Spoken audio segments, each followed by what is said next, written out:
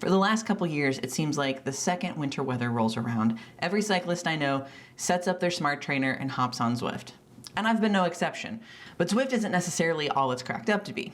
Yes, it trains your legs and your lungs, but it can leave a lot of other things lacking. So in today's video, I'm going to share with you how I'm staying fit this winter without Zwift. Last year during my training, I definitely over-Zwifted, and since then the thought of riding inside has seemed pretty awful. So I knew this winter I wanted to change things up. The first thing I'm doing differently is pretty obvious. I'm riding outside more. As they say, there is no bad weather, there is just bad gear or bad equipment, insufficient clothing, etc. I've tried to take that to heart this year. I've invested in better cold weather gear like thermal tights, thermal jerseys, base layers, better, lighter wind and rain jackets, etc. And truly, it's made a massive difference in when I'm able to ride. But no matter how much wonderful cycling kit you have, there are still just some days that are not smart to be out on the road, particularly when the weather looks like this. Austin is in the middle of a nasty ice storm, and it would not be smart to go out. Not only are the roads slick, but tree branches are falling left and right because of the weight of all the ice, and so it would just be smarter to ride inside. The problem is, for me, every time I look at my smart trainer, I feel a little queasy, and I am definitely not motivated to ride. So I've switched over to the original indoor trainer, a set of rollers. Now I know rollers are a very divisive topic in the cycling world, and most gravel cyclists I know don't bother with them. But I'm gonna share with you why I like rollers, why they've pretty much completely replaced every other indoor training option I have, and share a few tips if you're interested in getting started. The first thing that I really like about rollers is the cost. Now, a traditional smart trainer is gonna set you back somewhere in the $300, $350 range for just the entry-level model. Throw on top of that any sensors you might need and your $15 a month Zwift subscription, and you're looking at a pretty hefty chunk of change. Rollers, on the other hand, are maybe the most inexpensive indoor training option. You can find a set usually for $100 or $150, and of course they go up from there depending on what kind of features they might have, but generally even a higher end set of rollers is going to cost less than even an entry-level smart trainer. The next thing I really love about rollers is the ease of setup. I don't have to mess with through axles or taking off wheels or putting on wheels or changing things out. I can literally just take my bike and set it on the rollers and be ready to go. There are less things in the way of me getting on my bike and pedaling, and that is always a bonus in my book. The third thing that I really love about rollers is the amount of focus that it takes. I found when I was doing a lot of training on Zwift that it was really easy for me to kind of zone out and not really be paying attention to what I was doing. Because of that, I tended to get bored more often, and I wasn't paying close enough attention to my body and what was happening, and therefore often became uncomfortable. With rollers, you have to remain focused the entire time, which leads me to the last thing that I really love about rollers, and that is how they affect your bike handling. Yes, smart trainers, especially with Zwift, can train your legs and your lungs, but that's pretty much it. When you're riding on rollers, you can still get a really effective cardio workout and even work power depending on what style of rollers you have. The thing that really sets it apart though is that you also have to be working your handling. So suddenly I'm not just training legs and lungs, I'm training my core and my upper body, I'm challenging my balance, and I'm increasing my confidence on the bike.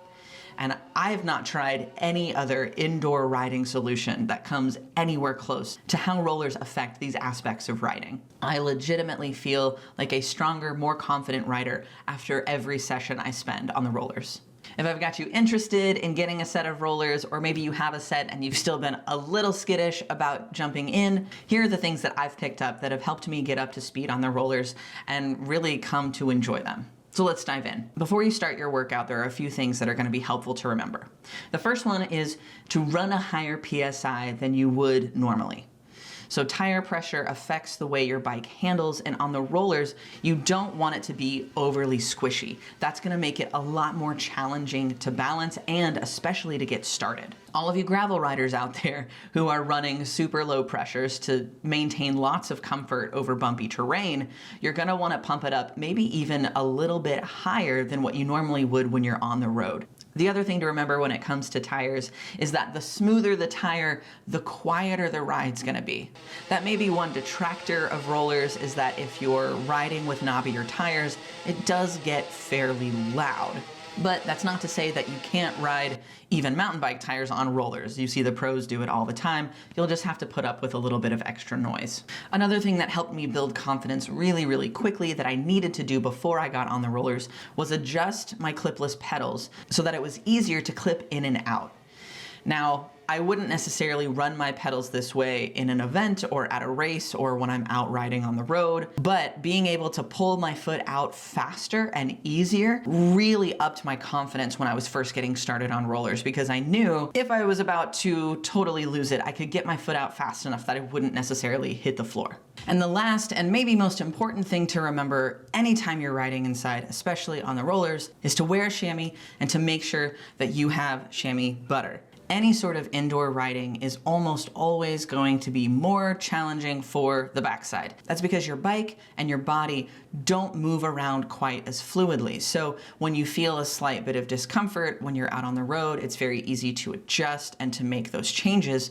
But usually when you're riding inside, you're a lot more planted and a lot more stable, which means friction is at an all-time high. Using something like this chamois butter coconut is a great way to make sure that your bits stay happy no matter how long you're riding inside. So now that you have your tires, your pedals, and your backside taken care of, you're ready to get started.